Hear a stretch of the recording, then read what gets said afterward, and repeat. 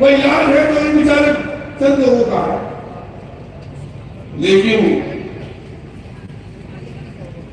میں آپ اللہ سے کہتا ہوں کہ اپنے پڑوسیوں کے ساتھ بہتر سے بہتر معاملہ کر کے اور ان کے بچوں کی فکر کریے.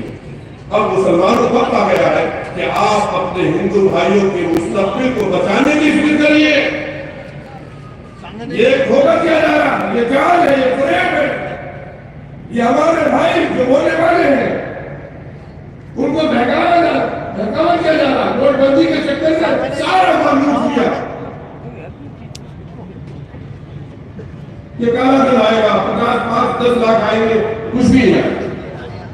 بہرحال دیکھیے قرآن پاک کی آیت پر بات کرتا ہوں. اللہ تعالیٰ ارشاد فرماتا ہے بسم اللہ الرحمن الرحیم ومن اظلم ممن منع مساجد اللہ ان یذکر فیہا اسمہ وسعی فی خرابہا.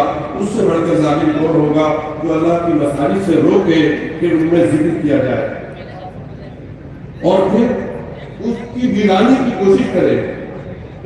یہ ہمارا جگر تھا، یہ ہمارا کلیجہ تھا کہ ہم نے ملک میں بدمنی ہونے سے بچانے کے لیے بڑے بڑے کڑوے فیصلوں کے لیے خاموشی اختیار کی ہے.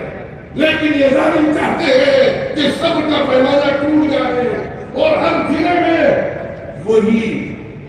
وہی اختلاف کی ایک جگہ ہم پیدا کر دیں اور ہر ضلع میں کلیکٹر صاحب کو ویسے ہی اختیار دے دیں جیسے 1949 کی بات میں اس نے وہ ناانصافی کا فیصلہ کیا تھا جس سے آج تک دیش کی جڑیں ہل رہی ہیں.